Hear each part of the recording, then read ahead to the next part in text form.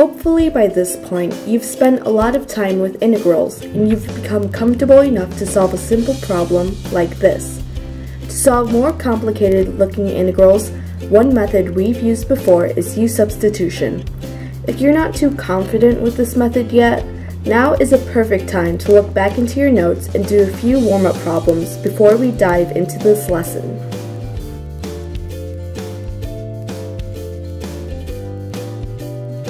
Let's go through one quick U-Substitution problem together.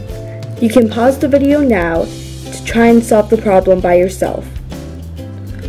First, we identify the U, which most of the time is the interior part of the equation.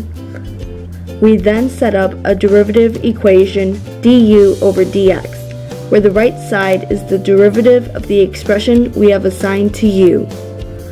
Next, we rewrite the equation in a way to isolate the u and x variables.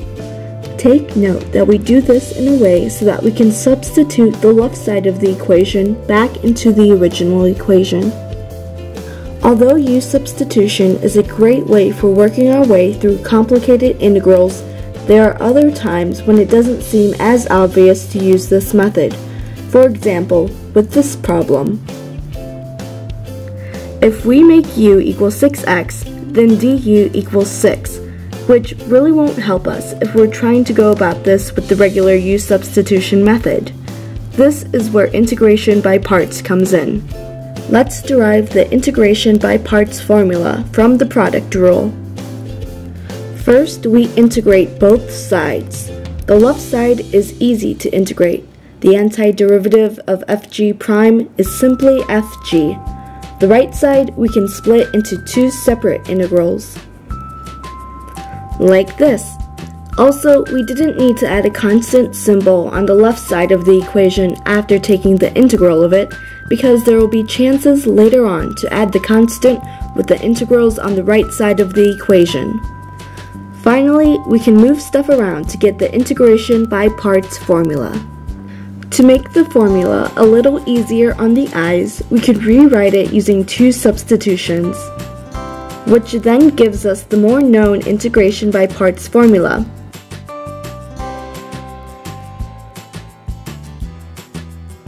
Anything that we choose for u will be differentiated, so if we assign x to u, then this will make the problem a lot easier to solve, since doing this will make the x variable drop out.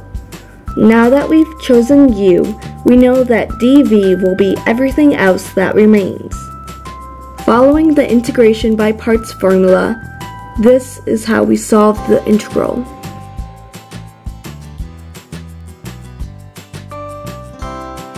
Let's look at another indefinite integral problem, and let's use integration by parts to solve it. Remember, you have to use two variables, u and v. You can set u equal to anything, but that means that v will equal anything left over in the integral expression. In this example, we'll set u to 3t plus 5. This means that dv will equal cosine of t over 4 times dt. Next, we have to find the rest of the puzzle pieces. To find du, we take the derivative of u. To solve for v, we take the antiderivative of dv. Now we plug these components into the general integration by parts formula. After simplifying, this is the answer we get.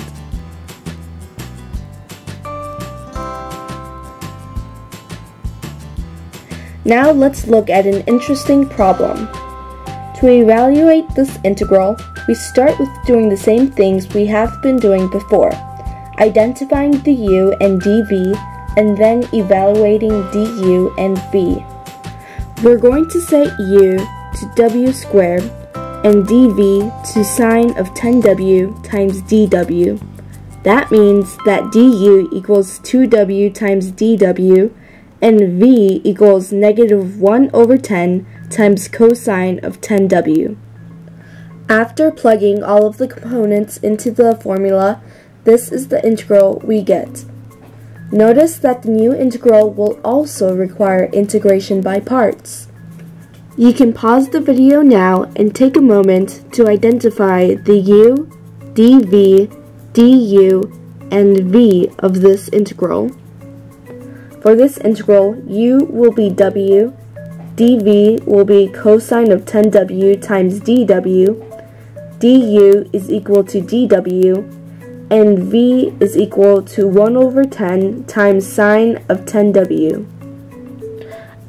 Adding all of the components into the integration by parts formula, we can see the expression we get at the top. Putting this expression back into the original equation, we can see the final integral product. Let's look at a problem that doesn't fit into the pattern we've been seeing with the problems we just did together. Make a prediction on what u and dv will be in this problem.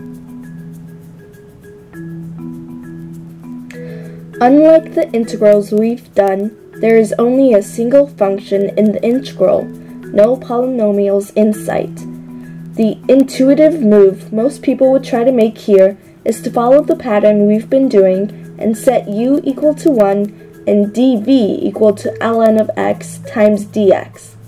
However, this leads to a couple of problems, since this means that v would equal the integral of ln of x times dx, which is something we need to know ahead of time before even starting the problem, and then du would equal 0, which simply won't work.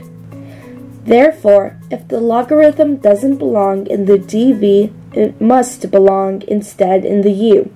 So let's use the following choices instead. This is the integral we get as a result.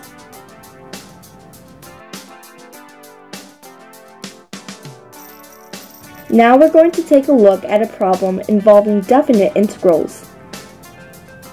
The integration by parts formula for definite integrals is very similar to the one we've used for indefinite integrals, except now we have to add limits. Now let's apply this formula to this problem. Pause the video and identify the u, dv, du, and v. Now we can plug these components into the formula for definite integrals. After doing that, this is the integral expression we get.